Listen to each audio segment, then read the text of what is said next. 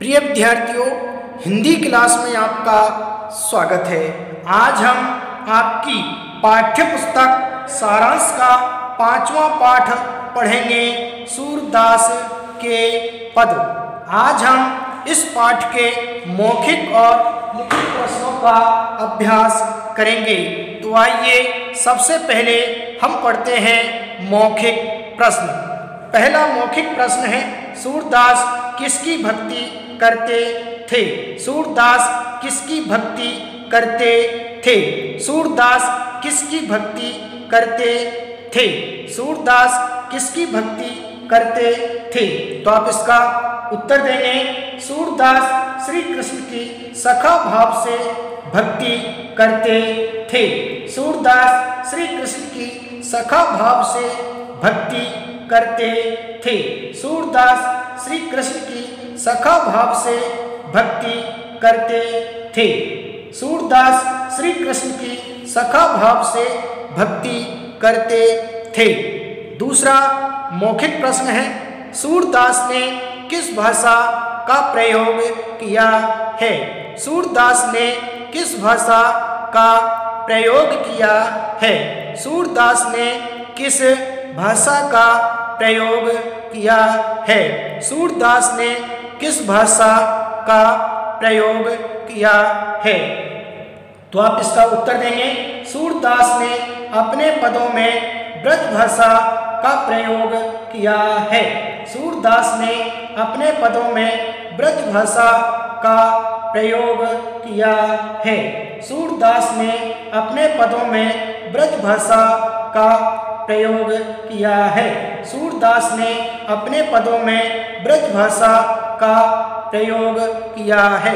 तीसरा प्रश्न है, कामधेनु की क्या विशेषता होती है? कामधेनु की क्या विशेषता होती है? कामधेनु की क्या विशेषता होती है? कामधेनु की क्या विशेषता होती है? तो आप इसका उत्तर देंगे, कामधेनु गाय का दूध पीने से सभी कामनाओं की पूर्ति हो जाती है। कामधेनु गाय का दूध पीने से सभी कामनाओं की पूर्ति हो जाती है। कामधेनु गाय का दूध पीने से सभी कामनाओं की पूर्ति हो जाती है। कामधेनु गाय का दूध पीने से सभी कामनाओं की पूर्ति हो जाती है। चौथा प्रश्न है, उद्धव कौन थे? वे कहाँ से आए थे और क्यों? उद्धव कौन थे? वे कहाँ से आए थे और क्यों? उद्धव कौन थे? वे कहाँ से आए थे और क्यों? उद्धव कौन थे? वे कहाँ से आए थे और क्यों? तो आप इसका उत्तर देंगे, उद्धव कृष्ण के परम मित्र थे। वे निर्गुण ब्रह्म के उपासक थे। वे मथुरा से आए थे। श्री कृष्ण ने उन्हें गोपियों के निर्गुण ब्रह्म के बारे में समझाने के लिए भेजा था। उद्धव कृष्ण के परम मित्र थे। वे निर्गुण ब्रह्म के उपासक थे। वे मथुरा से आए थे। श्री कृष्ण ने उन्हें गोपियों को निर्गुण ब्रह्म के बारे में समझाने के लिए भेजा था। उद्धव कृष्ण के परम मित्र थे। वे निर्गुण ब्रह्म के उपासक थे। वे मथुरा से आए थे। श्री कृष्ण ने उन्हें गोपियों को निर्गुण ब्रह्म के बारे में समझाने के लिए भेजा था। उद्धव कृष्ण के परम मित्र थे। उद्धव कृष्ण के परम मित्र थे। वे निर्गुण ब्रह्म के उपासक थे। वे मथुरा से आए थे। श्री कृष्ण ने उन्हें गोपियों को निर्गुण ब्रह्म के बारे में समझाने के लिए भेजा था। उद्धव कृष्ण के परम मित्र थे। वे निर्गुण ब्रह्म के उपासक थे। वे मथुरा से आए थे। श्री कृष्ण ने उन्हें गोपियों को निर्गुण ब्रह्म के बारे में समझाने के लिए भेजा था। अब हम पढ़ते हैं लिखित प्रश्न। पहला लिखित प्रश्न है, सूरदास ने अपने मन की स्थिति जहाज के पक्षी के समान क्यों बताई है। सूरदास ने अपने मन की स्थिति जहाज के पक्षी के समान क्यों बताई है? सूरदास ने अपने मन की स्थिति जहाज के पक्षी के समान क्यों बताई है? सूरदास ने अपने मन की स्थिति जहाज के पक्षी के समान क्यों बताई है? सूरदास ने अपने मन की स्थिति जहाज के पक्षी के समान क्यों बताई है? सूरदास ने अपने मन की स्थिति जहाज के पक्षी के समान क्यों बताई है? तो आप इसका उत्तर देंगे सूरदास का मन भी पक्षी के समान इधर उधर भटकना चाहता था, पर अनंतः वह भी श्री कृष्ण रूपी जहाज पर ही लौट आता है। वही उनका एकमात्र आश्रय है। सूरदास का मन भी पक्षी के समान इधर उधर भटकना चाहता था, पर अंततः वह भी कृष्ण के रूपी जहाज पर ही लौट आता है। वही उनका एकमात्र आश्रय है। सूरदास का मन भी पक्षी के समान इधर उधर भटकना चाहता था, पर अंततः वह श्री कृष्ण रूपी जहाज पर लौट ही आता है। वही उनका एकमात्र आश्रय है। सूरदास का मन भी पक्षी के समान इधर उधर भटकना चाहता था, पर अंततः वह श्री कृष्ण रूपी जहाज पर ही लौट आता है। वही उनका एकमात्र आश्रय है। सूरदास का मन भी पक्षी के समान इधर उधर भटकना चाहता था, पर अंततः वह श्री कृष्ण रूपी जहाज पर लौट ही आता है। वही उनका एकमात्र आश्रय है। दूसरा लिखित प्रश्न है, परम गंग को छाणी पियासो दुर्मति कूप खनाबे। परम गंग को छाणी पियासो दुर्मति कूप खनाबे पंक्ति में कवि किस तथ्य की ओर संकेत कर रहा है? परम गंग को छाणी पियासो दुर्मति कूप खनावे पंक्ति में कवि किस तथ्य की ओर संकेत कर रहा है? परम गंग को छाणी पियासो दुर्मति कूप खनावे पंक्ति में कवि किस तथ्य की ओर संकेत कर रहा है? तो आप इसका उत्तर देंगे।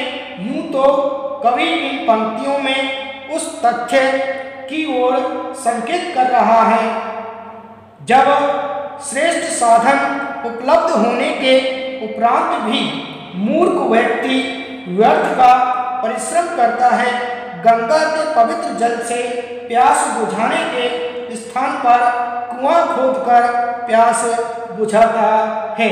यूं तो कवि इन पंक्तियों में उस तथ्य की ओर संकेत कर रहा है जब श्रेष्ठ साधन उपलब्ध होने के उपरांत भी मूर्ख व्यक्ति व्यर्थ का परिश्रम करता है, गंगा के पवित्र जल से प्यास बुझाने के स्थान पर कुआं खोदकर प्यास बुझाता है।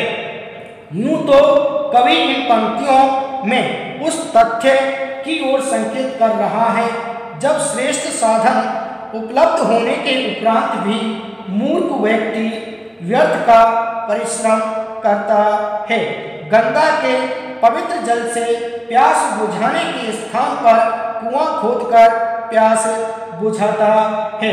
यूं तो कवि इन पंक्तियों में उस तथ्य की ओर संकेत कर रहा है जब श्रेष्ठ साधन उपलब्ध होने के उपरांत भी मूर्ख व्यक्ति व्यर्थ का परिश्रम करता है, गंगा के पवित्र जल से प्यास बुझाने के स्थान पर कुआं खोदकर प्यास बुझाता है।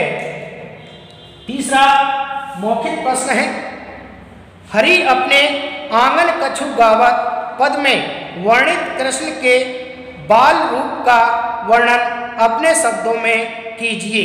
हरि अपने आंगन कछु गावत पद में वर्णित कृष्ण के बाल रूप का वर्णन अपने शब्दों में कीजिए। हरि अपने आंगन कछु गावत पद में वर्णित कृष्ण के बाल रूप का वर्णन अपने शब्दों में कीजिए। हरि अपने आंगन कछु गावत पद में वर्णित कृष्ण के बाल रूप का वर्णन अपने शब्दों में कीजिए। तो आप इसका उत्तर देंगे। बाल कृष्ण अपने आंगन में छोटे छोटे चरणों से नाचते फिरते हैं, गायों को पुकारते हैं, कभी नंद बाबा को आवाज लगाते हैं, कभी मक्खन खाते और शरीर पर मलते हैं। बाल कृष्ण अपने आंगन में छोटे छोटे चरणों से नाचते फिरते हैं, गायों को पुकारते हैं, कभी नंद बाबा को आवाज लगाते हैं, कभी मक्खन खाते और शरीर पर मलते हैं। बाल कृष्ण अपने आंगन में छोटे छोटे चरणों से नाचते फिरते हैं, गायों को पुकारते हैं, कभी नंद बाबा को आवाज लगाते हैं, कभी मक्खन खाते और शरीर पर मलते हैं। बाल कृष्ण अपने आंगन में छोटे छोटे चरणों से नाचते फिरते हैं, गायों को पुकारते हैं, कभी नंद बाबा को आवाज लगाते हैं, कभी मक्खन खाते और शरीर पर मलते हैं। बाल कृष्ण अपने आंगन में छोटे छोटे चरणों से नाचते फिरते हैं, गायों को पुकारते हैं, कभी नंद बाबा को आवाज लगाते हैं, कभी मक्खन खाते और शरीर पर मलते हैं।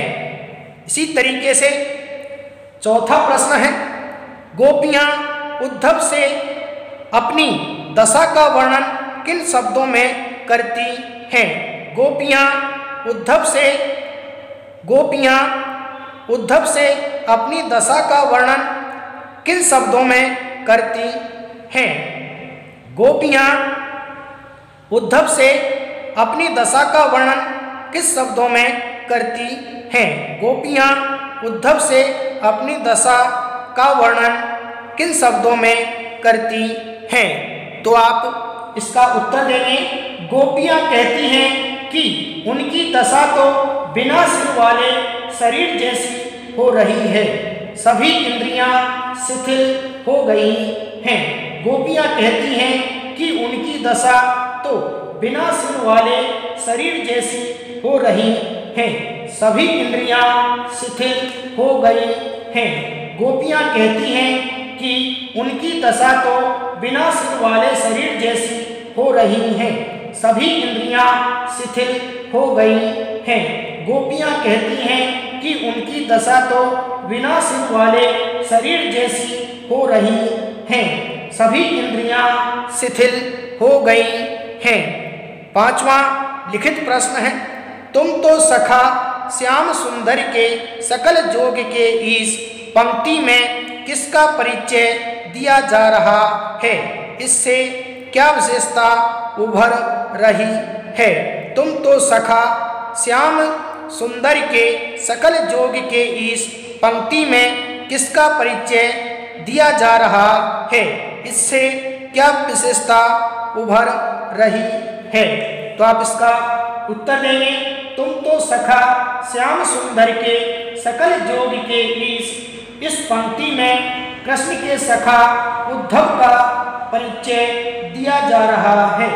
उद्धव योग के ईश अर्थात निर्गुण ब्रह्म के उपासक थे। तुम तो सखा श्याम सुंदर के सकल जोग के इस पंक्ति में कृष्ण के सखा उद्धव का परिचय दिया जा रहा है। उद्धव योग के ईश अर्थात निर्गुण ब्रह्म के उपासक थे। तुम तो सखा श्याम सुंदर के सकल जोग के इस पंक्ति में कृष्ण के सखा उद्धव का परिचय दिया जा रहा है। उद्धव योग के ईश अर्थात निर्गुण ब्रह्म के उपासक थे। इस तरीके से आज हमने इस पाठ के लिखित और मौखिक प्रश्नों का विस्तार पूर्वक विधिवत रूप से अध्ययन कर लिया है। आप इन्हें उत्तर सहित अपनी उत्तर पुस्तिका में लिपिबद्ध करें और इन्हें याद करें ताकि आपकी परीक्षाओं में इनसे संबंधित प्रश्न पूछे जाते हैं तो आप बड़ी सरलता और सुगमता के साथ उनका उत्तर दे सकते हैं। आज के लिए इतना ही, शेष कल पढ़ेंगे। Thank you.